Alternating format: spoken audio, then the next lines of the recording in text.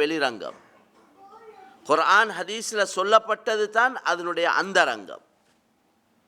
முடிவென்னா அழிஞ்சு போகும், இல்லாமல் போகும், நஷ்டவாளியாக போவார், ரோட்டுக்கு இறங்குவார்.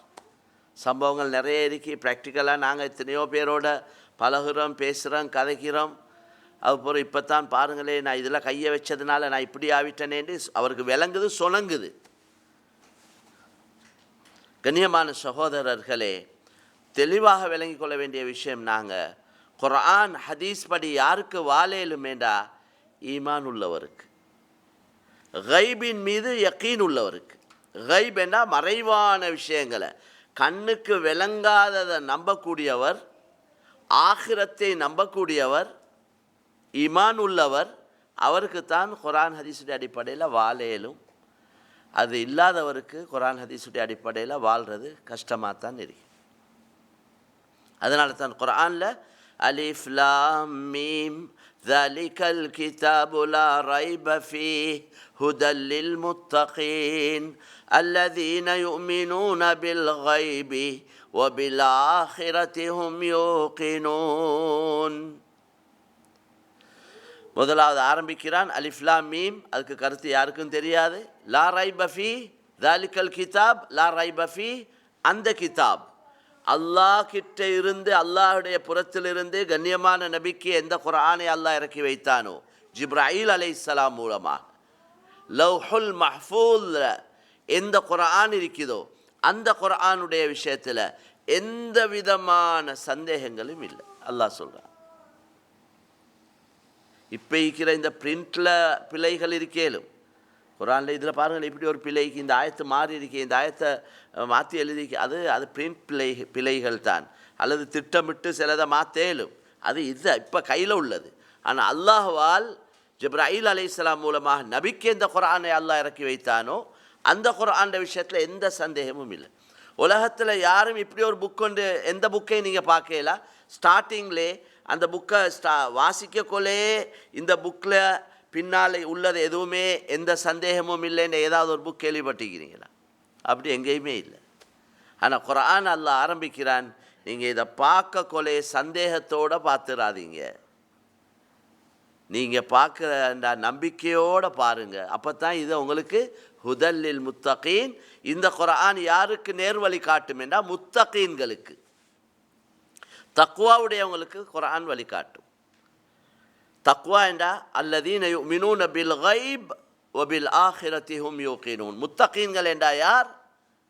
மறைவான விஷயங்களை நம்பக்கூடியவங்க. அல்லதீன யுமினூன பில் கைப், கைப் என்றா மறைவானது, கண்ணுக்கு விளங்காதது, அதை ஈமான் கொள்கிறாங்க, நம்புகிறாங்க. வபில் ஆஹிரத்தி ஹும் யூகினூன், ஆஹிரத்தை நம்பக்கூடியவங்களாக இருக்கிறாங்க. அவங்க தான் முத்தகீன்கள், அவங்களுக்கு தான் இந்த குர்ஆன் வழிகாட்டும். எனவே கண்ணியமான சகோதரர்களே, அல்லாஹ்வின் நல்லடியார்களே, முதலாவது எல்லாத்துக்கும் பேஸ் அடிப்படை ஈமான். அதனால தான் ஈமான் ஈமான் என்று சொல்லப்படும். ஈமான் இல்லாமல் எவ்வளோ நாலேஜ் இருக்கேலும், இவர் குர்ஆன் ஹதீஸை கரைச்சி குடிச்சிக்கேலும். சிலவங்க சொல்கிறாங்களே, இவர் குர்ஆன் ஹதீஸை கரைச்சி குடித்தவர், ஆனால் தொழுகை இல்லாமல் தூங்குகிறார், அவர் பாவத்தில் ஈடுபடுறார், அவரோட பேசி தப்பேலா. அப்படி குர்ஆன், அப்படி ஹதீஸ், இஸ்லாத்துடைய நாலேஜ் எல்லாத்துக்கும் எடுத்துக்கொள்ளும். இன்றைக்கி நான் முஸ்லீம்ஸ் இருக்கிறாங்க, எத்தனையோ பேர் கிதாப் எழுதிக்கிறாங்க அரபியில், ஹதீஸ் கிதாப் எழுதியிருக்கிறாங்க. அல் மோஜம் அல் முஃபஹ்ரஸ் லி அல்ஃபால் இல் ஹதீஸ் நபவி ஷரீஃப் என்ற ஒரு கிதாப் எழுதப்பட்டிருக்கிறது ஒரு முஸ்லீம் அல்லாதவரால். அவர் ஒரு கிறிஸ்தவராகத்தான், முஸ்தஷ்ரிக்காகத்தான் மௌத்தா செத்து போனார். 10 ஹதீஸ் கிதாபில் இருக்கிற ஹதீஸில் கண்டுபிடிக்கலும் அந்த கிதாபை வச்சு. அத்ராஃபுல் ஹதீஸ் என்றது பார்ட் ஆஃப் ஹதீஸ். ஹதீஸுடைய ஒரு பகுதி துண்டு தெரிஞ்சால் போதும், அதை வச்சு இந்த ஹதீஸ் எங்கே வருது, புகாரிலையா முஸ்லீம்லையா மற்ற மாலிக்லையா எங்கே வருதுன்னு கண்டுபிடிக்கும். எழுதினவர் யார்? முஸ்லீம் அல்லாதவர். இப்போ எந்த அளவு அரபில் தேர்ச்சி பெற்றவராக இருப்பார், எந்த அளவு ஹதீஸில் ஈடுபட்டவராக இருந்திருப்பார். அதனால் இஸ்லாத்துடைய நாலேஜ் யாருக்கிட்டையும் இருக்கேலும். வெறும் நாலேஜ் சரி வராது. இந்த நாலேஜ் எதை விளங்கியிருக்கிறோமோ, எதை படிச்சிருக்கிறோமோ, அதை எங்களோட அமல்ல வாரத்துக்கு, அதன்படி செயல்படுவதற்கு ஈமான் தேவை. உங்களுக்கு விளங்குதா இருக்கு நான் சொல்கிற விஷயம். சுபஹு தொழுகையுடைய சிறப்பு நல்லா தெரியும், நல்ல ஹதீஸ், அந்த ஹதீஸும் பாடம் இவருக்கு எல்லாம் தெரியும். ஆனால் இவர் சுபஹு தொழுகைக்கு இன்பமான தூக்கம், சுபஹுடைய நேரத்தில் தான் நல்ல தூக்கம் போகிற நேரம், நல்ல இன்பமான தூக்கம் விசேஷமாக அந்த நேரத்தில் தான் போகும். அந்த நேரத்தில் இவரோட பெட்ஷீட் அகல போட்டு இவர் எலும்பி இவர் வாஷ்ரூம் போயிட்டு ஒல்லு எடுத்துக்கொண்டு பள்ளிக்கு போகிறதுக்கு ஈமான் தேவை. நாலேஜ் இருக்கி, ஆனால் ஈமான் இல்லை. அதனால் இவர் சுருண்டு கொண்டு இன்னும் தூங்குறார். அஸ்ஸலாத்து கைரும் மினன் நௌம் என்று சொல்லப்படுவது, தூக்கத்தை விட தொழுகை சிறந்தது, கருத்து நல்லா விளங்குது. இவருக்கு அது சம்மந்தப்பட்ட ஹதீஸ் எல்லாம் தெரியும். ஆனால் இது எழும்பி போகிறதுக்கு ஈமான் தேவை. இதே மாதிரி எல்லா அமலும் அப்படித்தான். நான் சும்மா உதாரணத்துக்கு ஒன்றைட்ட சொன்னேன். அதனால தான் ஒவ்வொருத்தரும் நாங்கள் ஈமானை நாங்கள் புதுப்பிச்சுக்கொள்ள சொன்னாங்க நபி. ஈமானை சார்ஜ் பண்ணி, எப்படி எங்களோட ஃபோனில் பேட்ரி சார்ஜ் இறங்குற மாதிரி, அதை நாங்கள் ரீசார்ஜ் பண்ணிக்கொள்கிற மாதிரி எங்களோட ஈமானையும் அடிக்கடி இந்த குர்ஆன், ஹதீஸ், அல்லாஹ் ரசூலுடைய பேச்சுக்கள், அல்லாஹ்ட வாக்குறுதிகள், அல்லாஹ்ட எச்சரிக்கைகள், வாதா வஈதுன்னு சொல்கிறது, இதை அடிக்கடி கேட்க பேச அப்போ அதை கொண்டு ஈமானில் அல்லாஹ் வளர்ச்சி உண்டாக்குறான். எனவே கண்ணியமான சகோதரர்களே, அந்த அடிப்படையில் துனியாவுடைய லாப நஷ்டம் கண்ணுக்கு விளங்குது. அதனால் யாருக்கும் கூட்டம் கூட்டி பயான் பண்ண வேண்டிய தேவையில்லை.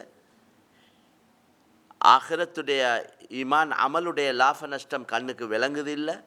அதனால் அடிக்கடி அதை ஞாபகப்படுத்த வேண்டியிருக்கு, அடிக்கடி உற்சாகப்படுத்த வேண்டியிருக்கு. அதுக்கு அடிக்கடி குர்ஆன் ஹதீஸை சொல்லி ஆட்களை அதன் பக்கம் அடிக்கடி, இது ஒரு பயணம் எல்லாம் பயானை கேட்டாச்சு எல்லாம் போதும் எங்களுக்கு, அப்படி இல்லை. சார்ஜ் அப்படியே இறங்கிடும். சில பயான் எல்லாம் கேட்டு இவர் வெளியிறங்கி போக்கல ஒரு வாக்கை கண்டுட்டாருண்டா அந்த வாக்கை பார்க்குறதோடே ஈமான்ட்ட சார்ஜ் போயிட்டுரு. அறக்குறையான் ஒரு பெண்ணை கண்டுட்டார், ஈமானில் பலகீனம் ஏற்படுவது. இந்த வஸ்துக்கள் இருக்கிறதே, துனியாவுடைய வஸ்துக்களோட புலங்கக்கூடிய நேரத்தில், ஈடுபடக்கூடிய நேரத்தில் ஈமான் பலகீனம் ஆகுது. அதுக்காக வேண்டி ஈடுபடாமல் கேளுமா? ஏலா. எனக்கு கல்யாணம் தேவையில்லை, எனக்கு குடும்பம் தேவையில்லை, எனக்கு தொழில் தேவையில்லை, எனக்கு வியாபாரம் தேவையில்லை, நான் இதுவரை ஈடுபட்டேன், இந்த ஈமான் வீக் ஆகுது, அதனால் இதெல்லாம் வானம், நான் அப்படியே போயிட்டு ஒரு காட்டுக்கு போகிறேன் அல்லது பள்ளியிலே இருக்க போகிறேன்டா இஸ்லாம் சொல்லுது. அப்படி இல்லை. இஸ்லாம் அது அவர் முஸ்லீம் இல்லை, பூர்த்தியான முஸ்லீம் இல்லை. இஸ்லாம் சொல்லித்தர பாடம் அதல்ல. இஸ்லாம் என்ன சொல்லுதுன்னா, உண்ட எல்லா பொறுப்பையும் நிறைவேற்றி கொண்டு உண்ட தொழில், உண்ட வியாபாரம், உண்ட ஃபேமிலி, உண்ட குடும்பம், உண்ட புள்ளேல், உண்ட சொந்த பந்தங்கள், மக்களோட நல்லா பழவிக்கொண்டே, இவங்களால் வார கஷ்டங்களை தாங்கி கொண்டே, உண்ட நல்ல குணத்தை காட்டிக்கொண்டே உண்ட அமல் இபாதத்தில் ஈடுபடணும் என்று தான் இஸ்லாம் சொல்லுது. அல்லாஹ் அதனால தான் குர்ஆன்ல ரிஜாலுன் லா துல்ஹிஹிம் திஜாரத்துன் வலா பைஉன் அன் திக்ரில்லாஹ் வ இகாமிஸ் ஸலாத்தி வ ஈதாஇஸ் ஸகாத்தி யகாஃபூன யௌமன் ததகல்லபு ஃபீஹில் குலூபு வல் அப்ஸார். அல்லாஹ் குர்ஆன்ல பாருங்க, இந்த ஆயத்தை பிஸ்னஸில் இருக்கிறார், ஆஃபீஸில் இருக்கிறார், வேலை வெற்றியில் இருக்கிறார், சம்பாரித்து கொண்டிருக்கிறார், சல்லி வந்து லாட்சியில் விழுந்து கொண்டிருக்குது. இப்போ அல்லாஹு அக்பர் அல்லாஹு அக்பர் அதானுடைய சத்தம் கேட்குது, தொழுகையுடைய நேரம். அல்லாஹ் என்ன எதிர்பார்க்குறானேண்டா, நான் நோம்புடைய விஷயத்தை இன்ஷா அல்லாஹ் கடைசி வாரன் என்ற இதுவரை கொஞ்சம் நல்லா தெளிவாக விலகிட்ட வேண்டாம், மக்கள் எல்லாம் லேசியம் வரும். இப்போ அல்லாஹ் என்ன எதிர்பார்க்குறான் எங்களை பாருங்கள். இந்த 5 நேர தொழுகையை 17 ரக்காத் தான் இன்னைக்கு, சுபஹ் லொஹர் அசர் மகரிப் இஷா 17 ரக்காத் ஒரு நேரத்தில் வச்சுருந்தால் லேசாக இந்திக்கும். தராவி சொல்கிற மாதிரி ஒரே அடிக்கு அடிச்சுட்டு போயிட்டுரும். இது அல்லாஹ் சோதனைக்காக டைமை பிரித்து வச்சுக்கிறான். சுபஹுடைய நேரம் நல்லா தூங்கி கொண்டிருக்கிற நேரம், லொஹருடைய நேரம், அசருடைய நேரம், ஆஃபீஸ் பஜார் கடை ஆட்கள் பிஸியாக இருக்கிற நேரம், மகரிப் இஷாவுடைய நேரம், மக்கள் கொஞ்சம் டயர்டாகிட்டு வீட்டுக்கு வந்து கொஞ்சம் ஓய்வாக இருக்கக்கூடிய நேரம். இப்படி டைமை பிரித்து வச்சுக்கிறான். நான் விளங்கி கொண்டு அதை சொல்கிறேன் உங்களுக்கு. ஏன் வச்சுக்கிறான்டா, இந்த ஒவ்வொரு நேரத்திலையும் ஆட்கள் வித்தியாசமான வேலை வெற்றியில் ஈடுபட்டு கொண்டிருக்கிறாங்க. வித்தியாசமான நேரத்தில் வித்தியாசமான வேலைகள். அல்லாஹ் என்ன எதிர்பார்க்குறான்? இந்த எல்லா வேலையிலையும் இருக்கக்கொள்ள இந்த அடியான் அல்லாஹு அக்பர் என்று சொன்னா இவன் எல்லாத்தையும் போட்டுட்டு எனக்கு டைம் ஒதுக்கி வாரானா என்று அல்லாஹ் எதிர்பார்க்குறான். யார்ட உள்ளத்தில் அல்லாஹ்வுடைய மகத்துவம் இருக்குதோ, மொஹப்பத் இருக்குதோ, உண்மையிலே அல்லாஹு அக்பராக யார்ட உள்ளத்தில் இருக்குதோ, அல்லாஹு அக்பர் என்றா மக்கதெல்லாம் அஸ்கார் என்று வந்துடும். அல்லாஹ் தான் மிகப்பெரியவன் என்று வந்தால் மக்கதை எல்லாமே சின்னது என்று வந்துடும். அப்படிதானே? அவன் தான் ஆகப்பெரியவன் என்றால் மக்கதெல்லாம் சின்னது. இதை இப்போ இவர் செயலில் காட்டணும். உண்மையிலே அல்லாஹ் தான் பெரியவனா என்ற வேலை பெருசா? அல்லாஹ் உண்மையிலே இவருடைய உள்ளத்தில் பெரியவனாக இருந்தால் இவர் என்ன செய்வார்? எல்லா வேலையும் முன்பின்னாக்குவார். வாங்க சொல்கிறாங்க போகணும், பள்ளி போவார். அந்த அடிப்படையில் தான் இந்த ஆயத்தில் ரிஜாலுன் லா துல்ஹீஹிம் திஜாரத்துன் வலா பைஉன் அன் திக்ரில்லாஹ். சில ஆண்கள் இருக்கிறாங்க, ஈமானுடையவர்கள், உண்மையானவர்கள், மூமீன்கள். அவங்களோட கொடுக்கல் வாங்கல், அவங்களுடைய வியாபாரம் தடையாக இருக்காது. ரிஜாலுன் லா துல்ஹீஹிம் திஜாரத்துன் வலா பைஉன் அன் திக்ரில்லாஹ். அல்லாஹ்வை நினைப்பதற்கு, அல்லாஹ்வை ஞாபகப்படுத்துவதற்கு,